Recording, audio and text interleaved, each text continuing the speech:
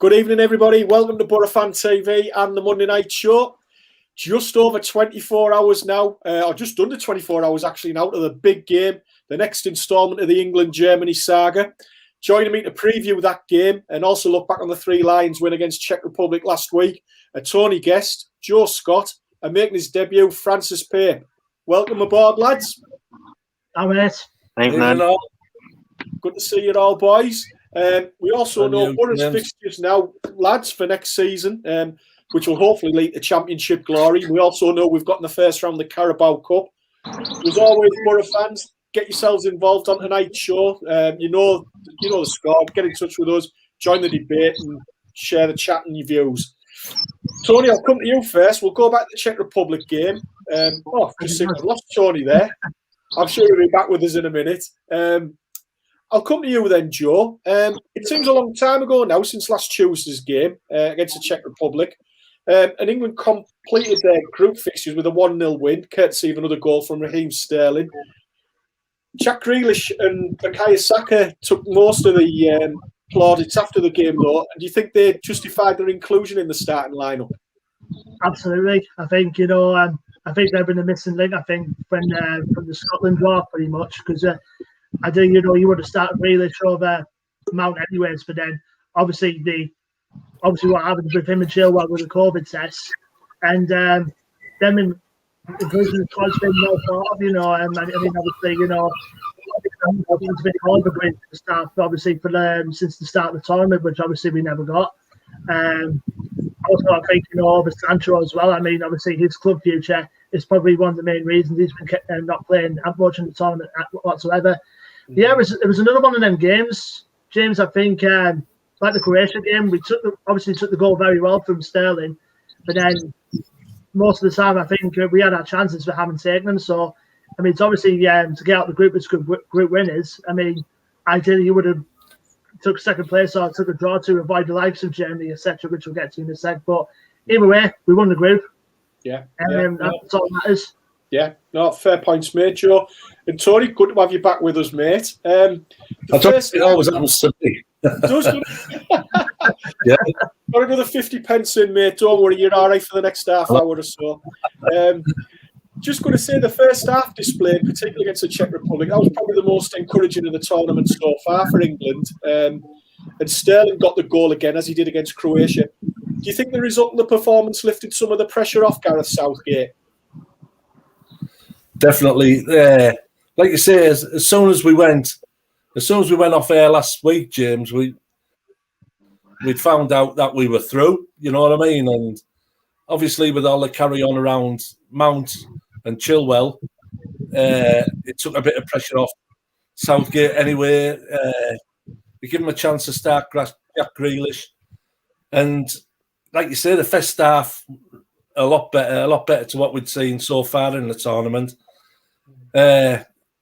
Still like to see us be a bit more expansive, but a 1-0 win, and like the players are absolutely over the moon that they've kept their 3 clean sheets now. Yeah. But like what Joe was saying there, what we were on about last week about being tactical, throw the game and get an easy draw against Spain. But when you look at our side of the draw now, winning that group, it's give us a lot more encouragement. Whoever wins that game tomorrow night must fancy themselves to go on to the final. You know what I mean, James? Yeah, well, fingers crossed if we can get that win tomorrow. That'll be us, Tony. Francis, great to have you with us, mate. Lovely to see you, pal. As Tony mentioned there, it was another clean sheet. And part of that defence last week was Harry Maguire. How important do you think his fitness is to England's chances for the rest of the tournament? I think he'll start now till however far we go. I think he'll play. Harry Maguire is massive, but then again, you're leaving out Tyrone Mings, who's for me he hasn't put a foot wrong. He's done well, but Maguire's. I just think Maguire and Stones are the better partnership. Instead of Mings and Stones. Yeah. No, fair point, mate. There, and I can't disagree with you, really, to be honest, Francis. I think a lot of England fans had their reservations about Mings before the tournament, but he didn't let us down in the opening 2 games. Joe, Harry Kane still not off the mark. Is that a concern for you? You would. I mean, most England fans would say. I mean, it probably will be. I mean, I'm not sure about this £100 million move to Man City is on top of his head, and that's why he's not been scoring regularly much for England. But it is a concern. I mean, you would obviously think, going back to the World Cup, he got nearly pretty much got the golden boot, pretty much, and then just for him to draw blank so far in the Euros, it is concerning from an England point of view. But obviously, a bit. Obviously, Harry copes well in big pressure situations, and I hope by coming, tomorrow, he'll produce the goods. He just needs that better support up top, which obviously he's pretty much been lacking over the 3 group games that we had. You all right, Tony, mate? I felt last week. I think it's next door's Wi-Fi. I think they need to get it juiced up a bit more. I felt last week when Henderson came on, James. When Henderson came on last week, I felt he got us further up the pitch, and it allowed the likes of Maguire and Stones to go forward with the ball. So whether that's another option for Gareth tomorrow night, I don't know. I felt Henderson will start me tomorrow. You think Henderson will start? He gets us further up the pitch, Francis. Yeah. And I thought he was really good when he came on, Henderson. You know what I mean? So if that's the case, Tony, who would you leave out for him? Oh, well, there's been talk of starting Henderson, Phillips and Rice together, but you just don't know with Southgate, do you? You could leave Phillips out, you could leave Rice out. It's a squad game, James, isn't it? You know what I mean? And I think they're all big enough and man enough to accept whatever Southgate picks. And I think as fans, we're going to, whatever he selects, we're going to have to go. Well, we've got no choice. We just go with it.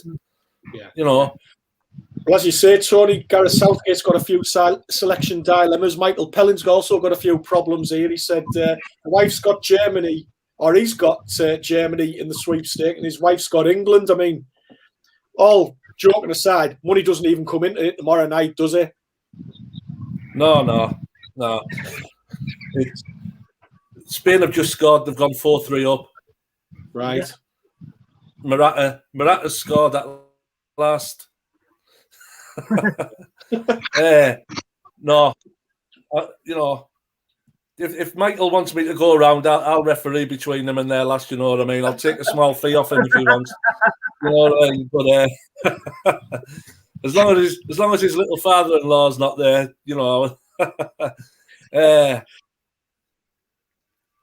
Tony, I'm just going to mention. Sorry, mate. I was just going to mention, Tony.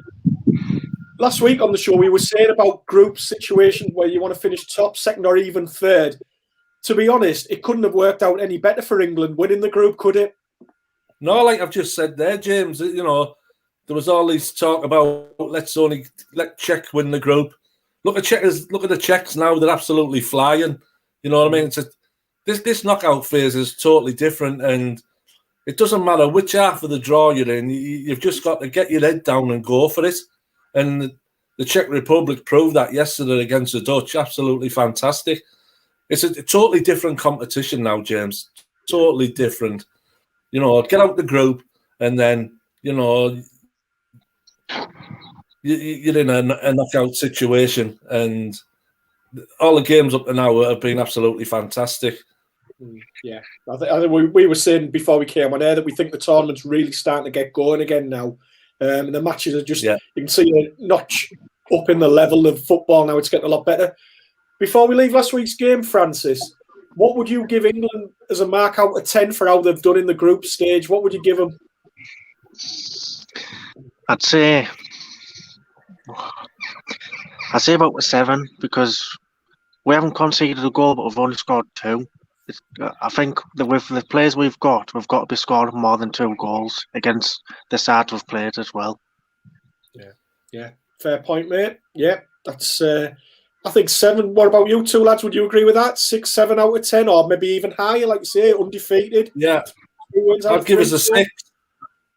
I'd give us a 6, and 5 of that 6 is for the way we've defended. I think we've got all these pundits and all these experts on football, keep talking about these attacking players. I think it's about time now that we've seen them.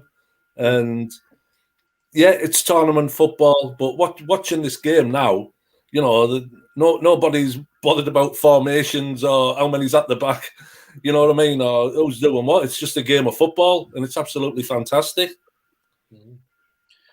Gareth Cole's very optimistic about tomorrow's game, which we'll get on to in a minute. He reckons we'll score 6 goals tomorrow night. I'm guessing he's English by the it's coming home man. I hope he's English, not German. Joe, just going to say to you, mate, I mean, the round of 16, as we mentioned, it's throwing up some games so far. What stood out for you so far in this round? 5-3 Spain, sorry.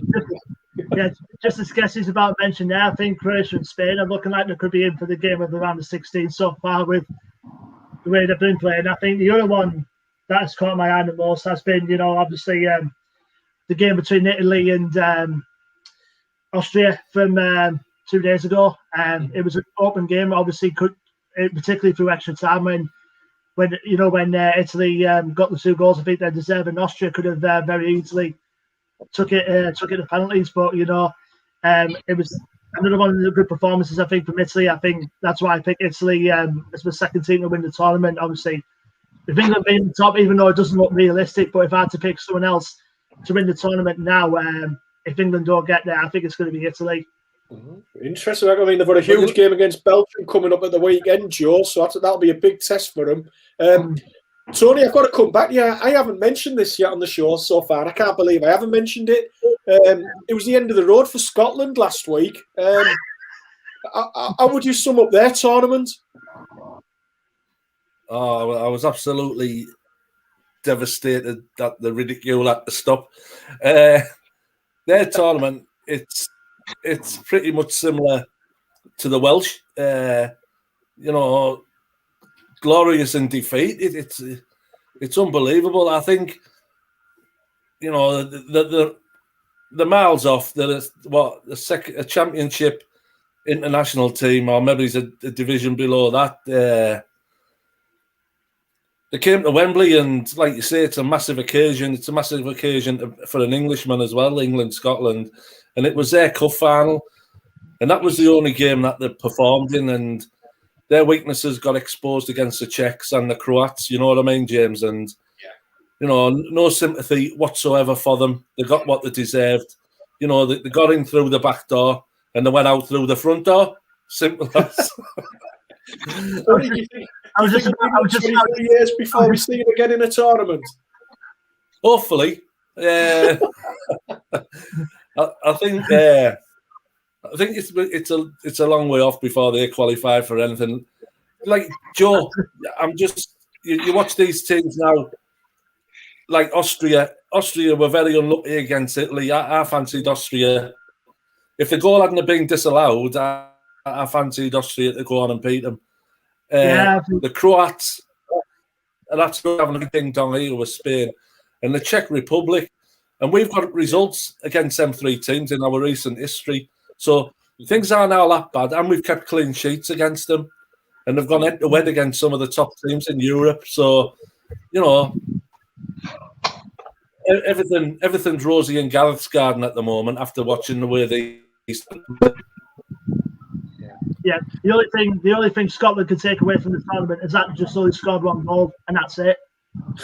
Yeah, it. And they got a point off us. Like you say, they've got the most probably wanted to open top bus parade through Edinburgh for scoring a goal and getting a 0-0 draw at Wembley. But huge banner saying we drew 0-0 at Wembley.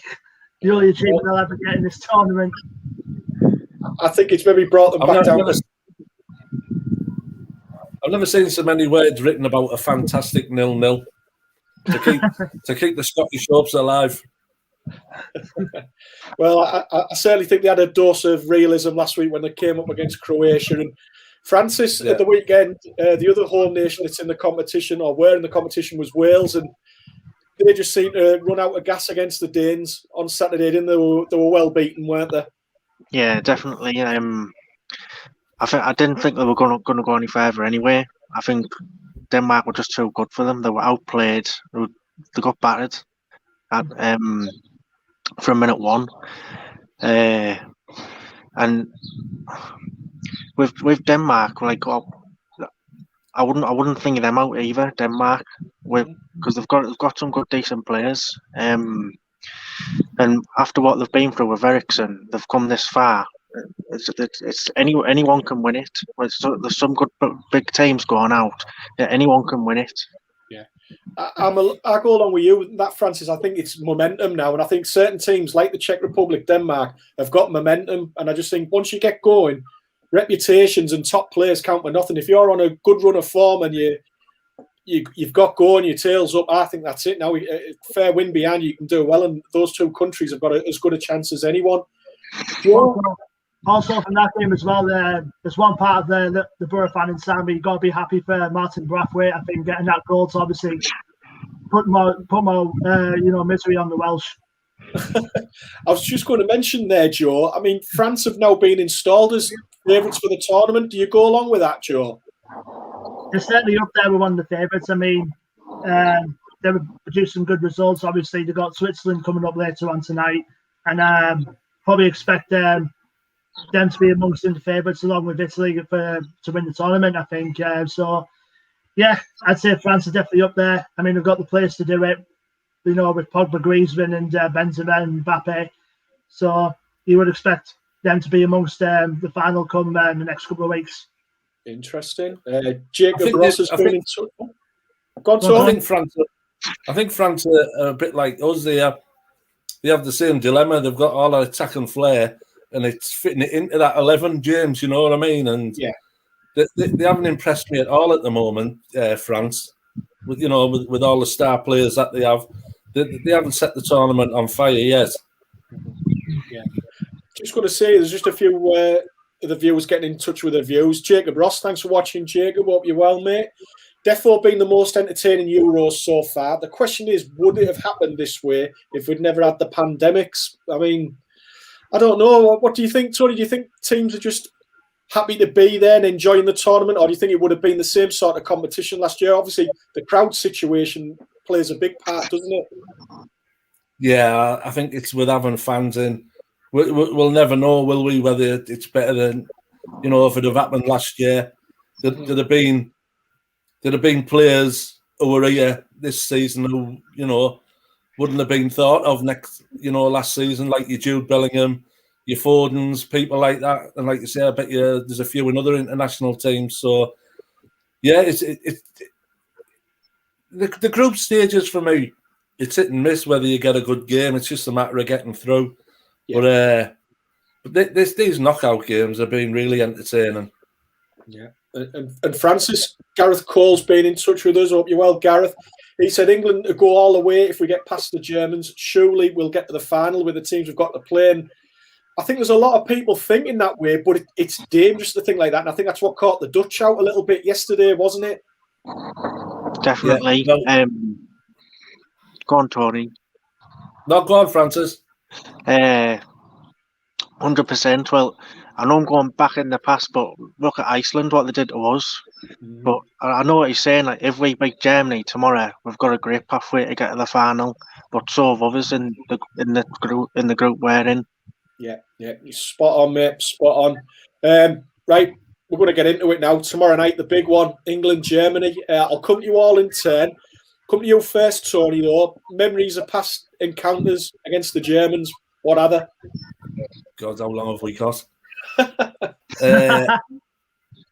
I vaguely remember the 1970 World Cup when we were absolutely comfortable, 2-0 up in the quarter-final of the World Cup, cruising with a better squad than what we'd won it with, and then the Germans he took Bobby Charlton off, and Franz Beckenbauer just ran amok.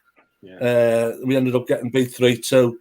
And to this day, in competitions, we've never ever recovered from it, because how many knockout tournaments have knocked us out is unbelievable. I remember a couple of years after that, the 72 European Championships, not like the format it is now. I think it was just like a two-legged affair. Yeah, I think Germany put us out. Germany put us out then 3-0. There's so many, and obviously you go to 1990. That game was unbelievable. I was sat in a loft. I was sat in an attic in St. Bees. I was working at Sellafield, and there was only a little village pub, and we couldn't get down there. So I sat in this room, this attic, watching the World Cup semi-final, and it was the most amazing experience ever. You know, just willing your team on, willing your country on, just to. Even if we'd have got battered in the final, James, I wouldn't have been bothered. Yeah. But it was an absolute unbelievable Gaza. For these young'uns, they should watch it back, because England were absolutely fantastic, and we never won that night. Deflection off the wall, free kick goes over Shilton's head. Yeah. And then you go to Wembley again in '96, 6 years down the road. I can go on forever.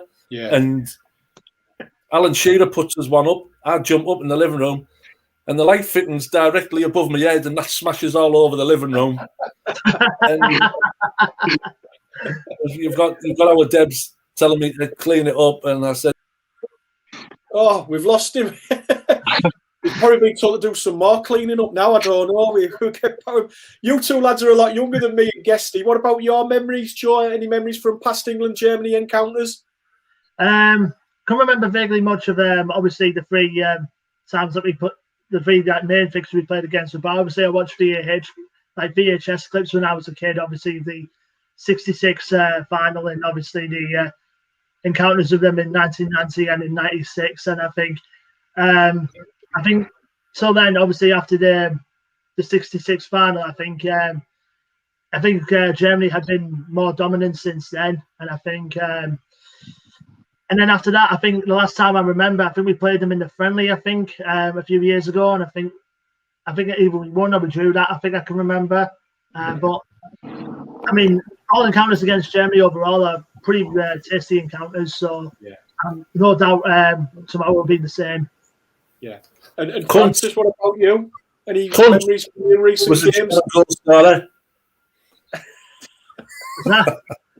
That cunt scored for Germany against us at Wembley. Cunty was called. There's been a few of them that have scored against us, Tony, without a doubt. Yeah. Well, Francis, what about you? Any memories that actually you can remember watching England-Germany games? What can you remember? I don't think so, James. I think I'm too young. I can't remember it, but I've seen it on YouTube. The Euro '96 game where Southgate missed the penalty. Yeah. But apart from that, not really. Yeah. Let's hope it doesn't go to penalties tomorrow, because not going to be very well. Be confident, but it's like watching Boro. You never know what's going to happen.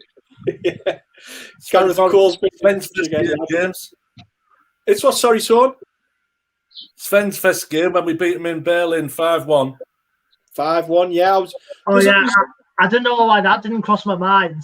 Yeah. I was in Benidorm when I watched it as well, and then.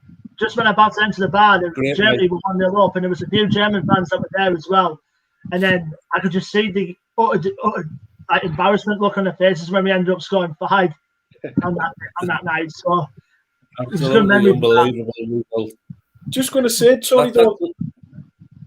Sorry, pal. I was just going to say, Tony, the point that Francis makes when he says he can't really recall any England-Germany games that he's watched because, and like. Of our generation, Tony, it's been such a big thing. There were so many monumental games against the Germans. Francis is of the generation of the lads that are playing for the team now. And do you think that's going to work in the favour that they don't really know much about the England-Germany history and what's gone on before? Because it's mainly been bad for us, hasn't it? Yeah, like you say, they keep saying, "Done it. This is the time for them to make their history." So, you know, they haven't felt the pain. They haven't felt the pain in '90. They haven't felt the pain in '96. They haven't felt the pain in 2010, even though they absolutely battered us. You know what I mean? And we got robbed of Lampard's goal. You know, you can go on forever, but James, it's about time it changed. You know what? I think we've played. I don't know how many times we've played each other, but it's quite even. I think we've beat them more than they've beat us, James. Mm-hmm. You know what I mean? I think there's only 2 games in it. I think it's 45-43. So They're always tight games. Like you say, that's why a lot of them go to penalties. Yeah. Last time I checked there, it was November of 2017. We played them in the friendly at Wembley and we drew 0-0. That's the last time we played them. Yeah. So, as you say, in terms of overall history, the two nations are pretty evenly matched. But I think in the early days, we won an awful lot of games against the Germans. It's only more recent history where it's turned the other way and the Germans have come out on top more often than not. I mean, the only indications are that tomorrow night the Germans will be backed by very few fans, if any at all, at Wembley. Do you think that will have an influence on proceedings? Yeah. Not. Sorry, Joe. Yes, I think. Obviously with being the home team, I think most teams that have been playing at home throughout the competition have a slight advantage of having most fans in there. And obviously with Germany, I think the German government are advising the German fans not to go to London tomorrow. Might work in our favour, but obviously I don't want to come to predictions far too early because I think it'll be a tight affair. It'll be a tight affair tomorrow. Yeah, no, I don't disagree with you there on that, Joe. Tony, there's a number of players in that England squad at the moment that have been the subject of transfer speculation in the last few weeks. You've got Grealish, Kane, Sancho. Do you think that'll affect the players and the team as a whole?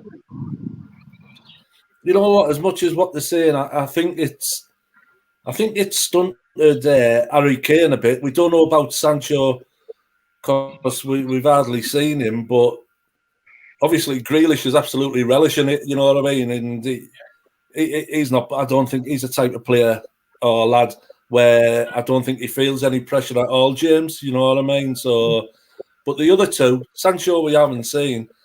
And the way Kane's been playing, maybe it is on his mind, but a lot of that's down to service as well because the service to Kane's been absolutely shocking until it's been coming deep. Yeah, but he does that for Spurs there. Yeah, he does that for Spurs, Francis. But he still scores goals. You know what I mean? So there's a few things that worry me. Like you say, Harry Kane scoring goals, that's worrying me. Plus, Jordan Pickford's been getting a lot of plaudits saying how well he's playing and how well he's doing. But for me, when he's getting the ball back, he's holding on to the ball too long before he's getting rid of it. And it's quite scary sometimes.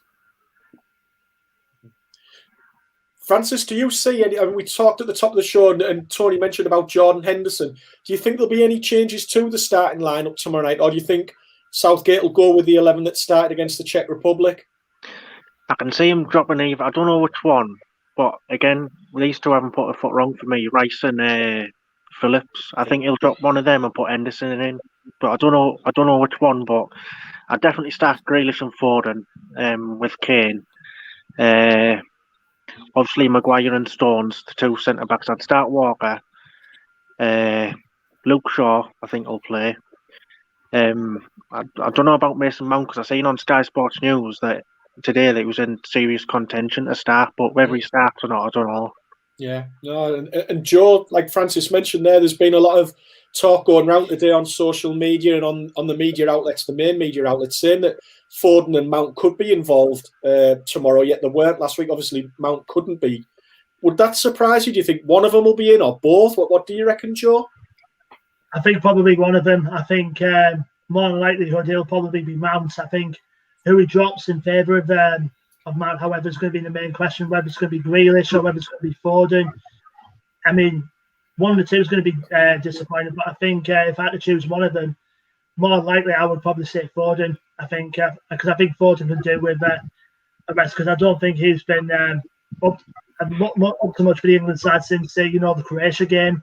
So I'd rather have Mount having in. Go on, Todd. How can you drop Saka, Joe? You know what I mean? He was absolutely amazing. I'd like to see Sancho tomorrow at some point, because when he came on before, it was something like 5 minutes to go. That's no good, that. That's the fastest I've seen the substitutes get ready for a long time when he got the call to go on. I've never seen a player run so fast to get his kit on. Why they don't have the kit on already anyway? But he couldn't wait to get on that pitch. And this could be, like you say, it could be a curveball by Southgate. He could start with Sancho because, these Germans all seem to be frightened of him with what they're saying about him. Mm-hmm.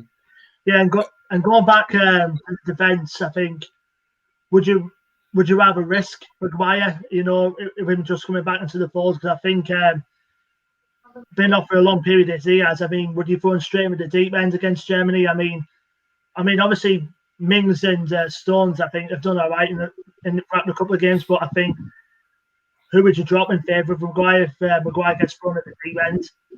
Yeah. Well, you've got to start with Maguire now. I think, he played him last week, so he'll play him again. I think he played the full 90 minutes as well, didn't he? He's not he was steady. And like you say, I think if nothing else, Joe, it shows. When you've mentioned there all the forwards we've got, we're mentioning Sancho, we're mentioning Saka, and we're going on about all these names, Foden, Mount. We've got lots of options. So if things don't turn out as we want them to at the beginning, there's plenty to call up off the bench, isn't there, Joe? Yeah, I mean, you obviously take into account we've got Calvert-Lewin in there. Bellingham can play where Mount plays as well. I think, there's plenty of options up there. It's just providing the service for either like Kane or even when Calvert-Lewin comes on. So it's just a matter of providing the service for the main striker if it comes to that scenario. Yeah, and Joe, I mean, the Germans, it's difficult to know what they're going to serve up from what we've seen in the tournament so far from them. I mean, they've had a win, draw, and defeat. But where do you see the threats coming from the Germans tomorrow night? I think main talk about it. I think it's going to be Kai Havertz. I think he had an absolute screamer for the last couple of games for them. I think taking into account what he did with Chelsea last season just gone. The main threat he can cause is a number 10. I mean, you can provide the likes of support for the likes of Muller or Gnabry. I think, like I say, Kai Havertz, I think, will be the main danger man, I think, for Germany. Okay, right, lads. Gnabry likes playing at Wembley. He scored a few times there against Chelsea and Spurs. Yes, I'm a bit worried about him tomorrow night, I'll be honest, Francis. But Tony, you got to think. I'll tell you what, I've never seen so many chances in an extra time game in my life. Yeah, man. It's just shot after shot. They're hitting the post. They're hitting the side. It's unbelievable, man. Tony, I'll come to you first, mate. Predictions for the big one tomorrow night. If you can pull yourself away from that Spain-Croatia game. What do you reckon the score's going to be tomorrow? What Joe was saying there about their main man. What's the wing-back called, Joe? That is normally a midfielder. But he's been playing wing back, right wing back. He's been absolutely out. It's about being their best player for me. Is it Nederick or something like that, or Joshua Kimmich? Aldrich? I can't think of his name. I think it's Joshua Kimmich. Oh, that's him. Yeah. Yeah. He's been outstanding. Prediction for tomorrow, James. I can just see us winning 2-0 tomorrow, James. You know what I mean? And I think we'll be 2-0 up by half time, and that's it. Just one more thing, which Gareth Southgate said yesterday. England have only won one knockout game in the European Championships. Yeah. So we're all on our high horses. So I just hope tomorrow. I think we beat Spain in '96. That's our only ever win in a knockout game in the European Championships. Yeah. So hopefully tomorrow, that was on penalties. 2-0 up tomorrow by half time. King Edward's out, and just watch big Maguire and Stones nodding them out. That sounds too straightforward and comfortable for me, that's Tony, but I'd settle for it all day long, mate. It's got to be. Once in our lifetime, it's got to be. Francis, what about you tomorrow night? What do you reckon the score be against the Germans? I think it'll be tight. I want to go 1-0 England, tight. Yeah. Another clean sheet. 6-3 Spain, just to keep us in touch. I think both teams will try and cancel each other out. But yeah, I just think it'll be tight, and I'm hoping it doesn't go all the way to penalties, extra time. We don't want that. We want it done in 90 minutes. Yeah. No, I go along with it. Even if you say, above all else, if you get through, you don't want an extra 30 minutes and everything that goes with it ahead of a potential quarter-final at the weekend, but we'll deal with that if we get to it. And Joe, how about yourself? Are you confident of a win for the Three Lions tomorrow? Yeah, I pretty much agree with Francis. I think I don't want it to go to extra time or penalties about, so I'm going to go with a 2-1 England win. But it will be like I say, it will be a fair, tight affair. But I'm going to go with 2-1 to England. 2-1 to England. Go on, Joe. Andrew Garbutt's agreed there. He's gone 2-1. Thanks for getting in touch, Andrew. And Jacob Ross has gone for a penalty win for England, he said underneath. So it's don't make me nervous here, Jacob. Yes. It's going to be tight. It's going to be close, but I'm sure it'll provide all of us, whatever happens, lads, with memories that we'll talk about for years. If it goes to penalties again, there'll be no arm left on the set here, I tell you. Well, boys, we're going to move on to Boro matters now, just for a few minutes before we end the show. Tony, the fixtures were released last Thursday, and it's given us a trip to Craven Cottage on the opening day. What were your thoughts on that, pal? What could be better, James? You know what I mean? And a drive down there, down to West London on the River Thames, absolutely amazing.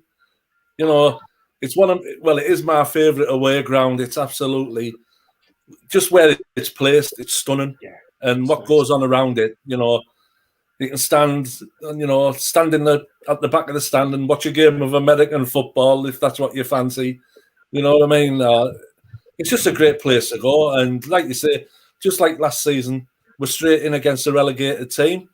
But I think they're in a bit more dilemma than what Watford were last season.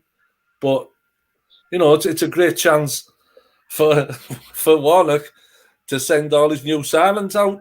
You know what I mean? Which I can't wait. Absolutely can't wait. I was going to say, you know, I think we're starting to become a bit of a curse or something. I mean, us getting the team that was recently relegated from the Premier League for our opening day of the season. I mean, Watford last season, now Fulham the next.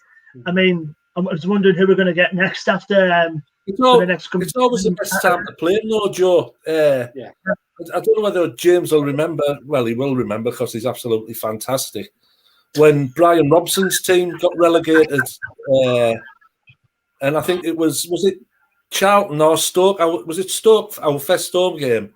We played Charlton first and we scraped a win, Tony. Then we played Stoke at home after that and lost. Yeah, we were absolutely dreadful that we found our feet, weren't we? You know, that was Ravanelli scored last minute, didn't he? Yeah. And the Stoke game, we were absolutely dreadful. So these relegated teams, it takes time for them to find the feet.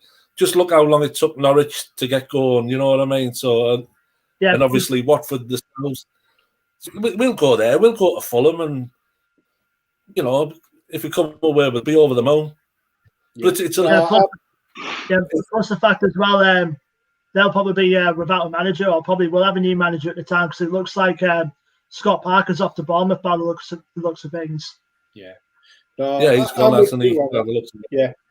I'm with you on that, Tony. I think it's a good time to play. I would have preferred maybe to have had them at home first, but you can't have everything, and it might be a good one to get out the way early, does, and probably pick up a few bonus points, hopefully. Joe, is there any other fixtures that caught your eye in terms of the league fixtures that Boro have got, or any other dates that stand out for you? I mean, there's a couple of away trips that spring to mind from my point of view. I think one of them comes on September the 11th when we go to it's now called the Coventry Building Society Arena, but the Rico anyways, against Coventry. That's one that caught my eye. And plus, you can always lie, you know, on a midweek cold trip to the seaside to go to Blackpool on the last game of 2021 for us, which is, I don't know why we could have made a weekend of it, but it turns out we have to go there midweek after Christmas. So, definitely up for doing Blackpool away, even though it's a midweek after Christmas fixture. I can see a few Boro fans making it a New Year's weekend. You know what I mean? Yeah, I agree with you there on that one, Tony. And talking of Blackpool, Francis, we pulled them out in the League Cup as well. What were your thoughts on that? Well, I was watching the draw, and I was just thinking, I like a good cup run, me, and I was just thinking some of the teams that will come out. Blackpool come out. I don't mind them. I'd take them. I think we'll beat them. It's away, but then again, that's twice we're playing them now this season away, and it's just and there's more fans for us to go down and enjoy Blackpool. But the only thing though, Francis, though, it's another night game as well. Yeah. Well, Chris, so you've got all day. You got all day in Blackpool. You go to Madame Tussauds. You go up the tower. You can have a right carry on, and then go watch the Boro. I don't think we'll ever put Blackpool and Boro on at 3 o'clock on a Saturday. No, there's been too many problems in the past there, Francis. The pubs will be rammed, I would have thought, and plus all the other amusements will be full of Boro fans, anyways. Yeah, well, Chris Andrews is heading there to Blackpool, and he also mentioned, I got this for you, Tony. He said, "Where are the signings, lads? Really disappointing. What are we waiting around for? There's players there on free that we're not getting, and it's not looking good." I mean, Neil Warnock came out last week, Tony, and mentioned that probably a lot of movement will start in the next week or so once you get into July. But players that were mentioned last week were Sammy Amiobi, Josh Madge has been mentioned the last couple of days, Matty Longstaff on a loan from Newcastle potentially. What's your take on those names that we've been linked with? I'll tell you what, if we start bringing the likes of Sammy Amiobi in, that's just an insult to us fans. Even just having his name in the same sentence as Middlesbrough Football Club, I nearly swore there. We can't be looking at the likes of that. How old's he? You know what I mean, James? He came here. He was 32. Shut up, man. He was about 32 the first time he come, wasn't he? I think he's about 31, 32 now, yeah. We can get better than him. Definitely. Yeah, we shouldn't be even entertaining players like that. Fair enough, Madge. I think he deserves a chance. The Geordie kid, his teeth will be permanently offside, but I don't know, James. Something's got to give, and some of these signings, like Warnock said, once the 1st of July, when all these players have left the clubs, we'll see where it goes from there. But it's quite worrying, to tell you the truth, if we're going to rely on freebies and loanies. The dream could be over before we kick a ball for me, because the club's gone so far back.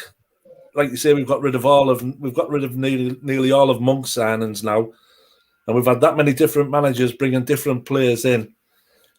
He's back to the bare bones of really, your Lewis Wings, your Taverniers, players who've been at the club through all this turbulence. So I just thought we'd bring some quality in, James. And speaking about goal scorers, you want to bring a player in that's scoring goals. For me, it doesn't matter which division you're scoring goals, and you've got the big lad Charlie White at Sunderland. You've even got Armstrong at Hartlepool scoring goals. The scoring goals, and that's the main thing. And we should be, I wouldn't be too disappointed if we've gone back for a third time to the club, James, because the kid's scoring goals. Would you sign Wyke then, would you, Tone? Yeah, James, he scored 30-odd goals. I'd give him a punt, mate, yeah. Right. I mean, it doesn't matter what division he scored. Go on, Joe. Yeah, I mean, I would have thought, Warnock would definitely have some in the pipeline, but he's going to keep cards close to his chest, sort of thing. I mean, obviously, you would have thought something like Junior Hoylett or Famara Jeju could be kept in the dark. I mean, obviously, they're two players that could be possibly coming in. As far as Charlie White goes, I think last time I checked, I think Celtic were the closest to his signature last time I checked. So it'd be a case of, if he doesn't come, I think Jeju will probably be the likely outcome, I think, coming in. And then possibly the likes of Hoylett, the likes of Balassi, it could be them lot in the pipeline, obviously. But I think, like I said, Warnock will probably keep keeping them cards, close to his chest. Obviously wait until next week to obviously for them to come in. Yeah, Dan Shaw's thinking along your lines there, Tony. He's saying get Paul Mullins from Cambridge. That's the type of player he wants to see, young player that's hungry, scoring goals. Other mentions, Zach Buckley said about love to get Josh Madge to sign. we talked about this before we came on air, that Boro, that might not be the stumbling block. It could be his wages that could be the issue for Boro. Patrick Wheatley, no to Charlie Wyke, so there's someone there that doesn't want to see Charlie make a return to the club. Again, Chris Andrews, Mullins for sure. I mean, we've talked about that the club may not have a lot of money, Francis. Could they redeem that in one way by maybe selling one of the star players? I know it's been mentioned quite a lot recently about Dale Fry possibly going to Brentford and money in the region of 12 million mentioned and linked. Would you go along with that, or do you think we need to be holding out for more money, or would you just say no, full stop to selling him? I wouldn't sell him. Not yet. Not for 12 million. Just all you've got to do is look at what happened to Ben Gibson. I know he'll probably get his game at Brentford, but I'd keep him for another season. Last season for me he was brilliant. I wouldn't want him to go, and he's worth more than 12 million in my eyes. If Brentford come in, Brentford come in with 12 million, he's going to go, Franny. If Brentford are going to offer 12 million for Dale Fry, he's going to go. We're not in a position to hold out. Do you know what I mean? And I think Gibbo would snap his I think last time I checked, I think they've gone off right. They've now turned their attention to Joe Worrell from Nottingham Forest instead of Brentford. God, I'm sorry, lads. It's my opinion. I think he's dreadful, him. Yeah. I think he's an absolute bog standard, and I mean bog standard Championship centre-half. I don't rate him at all. I think Fry's a much better centre-half than him, but there you go. I mean, I would say that. Chef Wed want Lewis Wing. Yeah, that's been mentioned. Can you see that happening, Francis?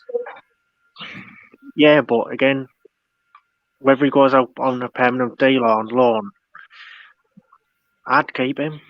I would. Keep him. I think Hull City are after him as well, Francis. I think. Right. Well, I think it's all going to start moving in the next week or two, lads. There'll be incomings and outgoings, and it'll all be exciting. And as we say, we'll always react to it on this show on a Monday night. But I'm afraid if we get Balassi, talk before we go.